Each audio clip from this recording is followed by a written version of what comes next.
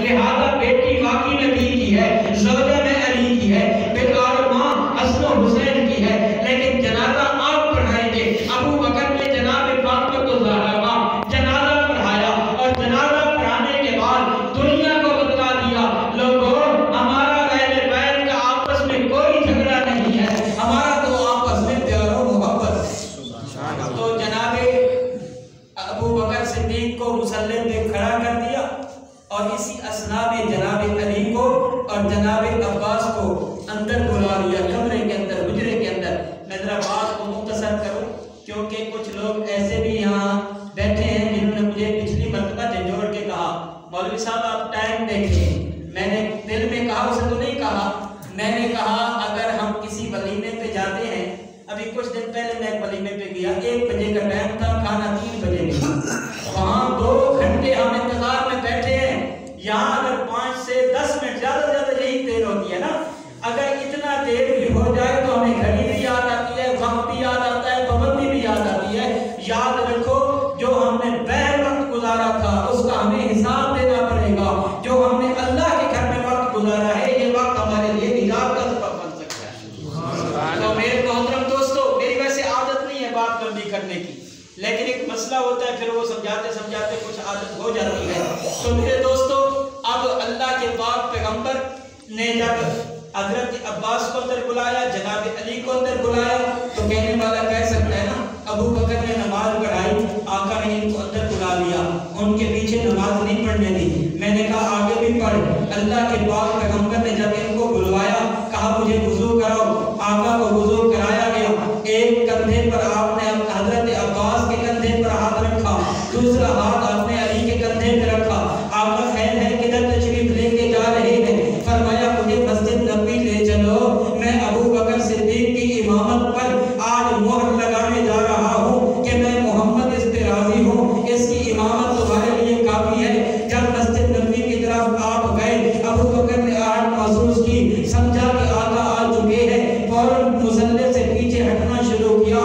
آپ نے ہاتھ کے اشارے سے فرمایا نہ ابو بکر نہ، آپ یہاں کھڑو، میں تمہاری امامت کی تصدیق کرنے آیا ہوں، علی اور عباس کو بھی ساتھ لے کے آیا ہوں، ان کو بھی آپ کے پیچھے کھڑا کر کے میں امت کو بتلاؤں گا میرے بعد مصلی کا حقدار بھی ابو بکر، میرے بعد میری اس جانشینی کا حقدار بھی ابو بکر، خلافت کا حقدار بھی ابو بکر۔ جناب ابو بکر تھوڑے سے پیچھے ہوئے، آقا آگے بیٹھے، ابو بکر پیچھے ہو گئے۔ آقا نے امامت ابو بکر کی، ابو بکر نے امامت پورے صحابہ کی، پوری اہل بیت کی۔ پھر آقا واپس گھر تشریف لے گئے، بخار ذرا تیز ہونے لگا۔ اسی اثنا میں جناب عائشہ نے آپ کا سر مبارک اپنی گود میں رکھ لیا۔ میں نے کہا واہ کتنے مقدر والی ہیں یہ، جن کی گود محمد کریم کے لیے بسترا بن جائے۔ کبھی حلیمہ کی گود ہے، کبھی آمنہ کی گود ہے، کبھی ابو بکر صدیق کی گود ہے، کبھی جناب عائشہ صدیقہ کی گود ہے۔ اسی اثنا میں جناب عائشہ کا بھائی عبد الرحمن بن ابی بکر آیا، ہاتھ میں مسواک ہے اور مسواک کرتا ہوا آیا۔ آقا نے اپنی آنکھوں کی نظروں کو وہاں پہ جما دیا۔ جناب عائشہ کہنے لگی میرا باپ بھی رازدار نبوت، میں بھی رازدار نبوت ہوں، لہذا عبد الرحمن جلدی کرو ایک مسواک اور لے کر آؤ۔ مسواک آ گیا، آپ نے چبایا، نرم کیا اور اس کے بعد دھونے لگی تو رحمت للعالمین نے فرمایا لا لا لا نا نا عائشہ اس کو دھونا نہیں ہے۔ آقا خیر فرمایا میں امت کو سمجھانا چاہتا ہوں، میرے ساتھ جس کی نسبت ہو جائے وہ پاک بھی ہو جاتے ہیں، وہ معطر بھی ہو جاتی ہے۔ میں نے کہا مجھے حضرت علی کی وہ روایت بھی یاد آئی، ایک مرتبہ حضرت علی کہتے ہیں کہ ایک مکھی جب حضرت حضور کے جسم پر بیٹھنے کے لیے آئی تو فرشتے نے بیٹھنے نہیں دیا کہ یہ تو غلاظت والی مکھی ہے، میرے پیغمبر کا جسم معطر معمر پاک ہے، لہذا وہ آپ کے جسم پر نہیں بیٹھ سکتی۔ میں نے کہا جب ایک گندی مکھی میرے آقا کے وجود مسعود کو نہیں چھو سکتی، بل ایک ایسی عورت کیسے بستر پہ آ سکتی ہے؟ پھر ماننا پڑے گا محمد بھی پاک ہے، محمد کا حرم بھی پاک ہے۔ سبحان اللہ۔ تو حضرت عائشہ فرماتی ہے میں نے وہی اپنی لعاب والا مسواک آقا کو عطا کیا تو آقا نے وہی مارا، اور اس کے بعد آقا صلی اللہ علیہ وسلم نے ایک خطبہ ارشاد فرمایا مسجد نبوی کے اندر۔ مسجد نبوی میں آئے، فرمایا ایک آدمی کو اللہ دنیا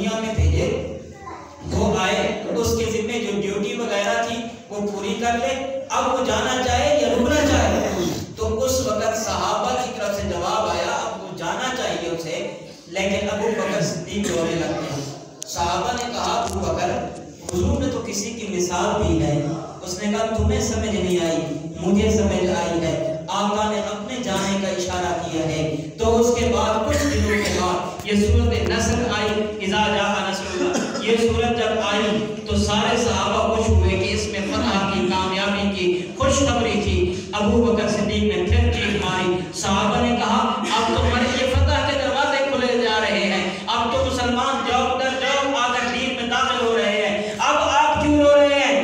تو ابو بکر نے کہا آپ کو پتہ نہیں، اللہ نے بھی اشارہ کر دیا کہ آپ محمد کریم تمہارے اندر زیادہ دیر رہنے والے نہیں ہیں، لہذا مجھے سمجھ آئیے یہ بات ہوا بھی ایسے۔ بعض محدثین نے لکھا یہ آخری صورت نازل ہوئی، بعد میں لکھا نہیں یہ کچھ دن پہلے نازل ہو گئی تھی، لیکن ایک صورت جو صورت وہ آیت آتی ہے نا الیوم اکملت لکم دینکم، یہ آخری آیت آمنہ کے لال پہ اتری۔ میں نے کہا وہ اترے اس میں بھی یہی مضمون ہے، یہ اترے اس میں بھی یہی مضمون ہے کہ اللہ کے نبی کو فرما دیا گیا آج کے دن تمہارے اوپر تمہارا دین مکمل کر دیا گیا۔ جب دین مکمل ہوا تو پھر یہ آثار نظر آئے کہ آمنہ کے لال رخصت ہونے کو جا رہے ہیں۔ اسی اثنا کے اندر جب اللہ کے پاک پیغمبر پر آخری وقت آیا، اس وقت آمنہ کے لال جناب محمد رسول اللہ عائشہ صدیقہ کے حجرے میں جناب فاطمہ قریب بیٹھی ہیں، اللہ کے پاک پیغمبر نے جناب فاطمہ کو بلایا، کان میں کچھ کہا، آپ رونا شروع ہو گئی، پھر بلایا، کان میں کچھ کہا، پھر مسکرانا شروع کر دیا۔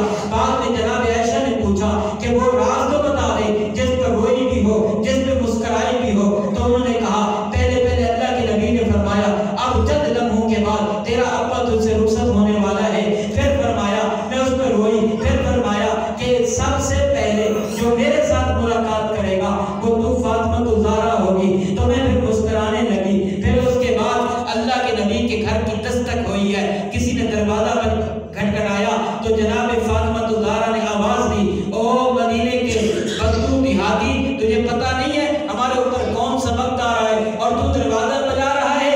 تو اس وقت آمنہ کے لال نے فرمایا بیٹی فاطمہ یہ دروازہ کھٹکھٹانے والا کوئی دیہاتی نہیں آیا ہوا، یہ مدینے کا کوئی بدو نہیں آیا ہوا، یہ تو وہ ہے جو باپ کی انگلی سے بیٹے کو لے جاتا ہے پوچھتا نہیں ہے، یہ وہ آیا ہوا ہے جو ماں کی گود سے بچی کو اٹھا لیتا ہے پوچھتا نہیں ہے، یہ وہ آیا ہوا ہے جس نے آج تک کسی سے اجازت نہیں لی، نہ کسی کے پاس جانے سے پہلے اجازت لے رہا ہو، یہ وہ ہے جسے اسرائیل کہتے ہیں، یہ وہ ہے جسے ملک الموت کہتے ہیں۔ پھر اس کے بعد آپ نے کہا اسے اندر آنے کی اجازت دیجیے، جناب جبریل ساتھ ہیں، جناب اسرائیل ساتھ ہیں، فرشتوں کی بڑی تعداد ساتھ ہے۔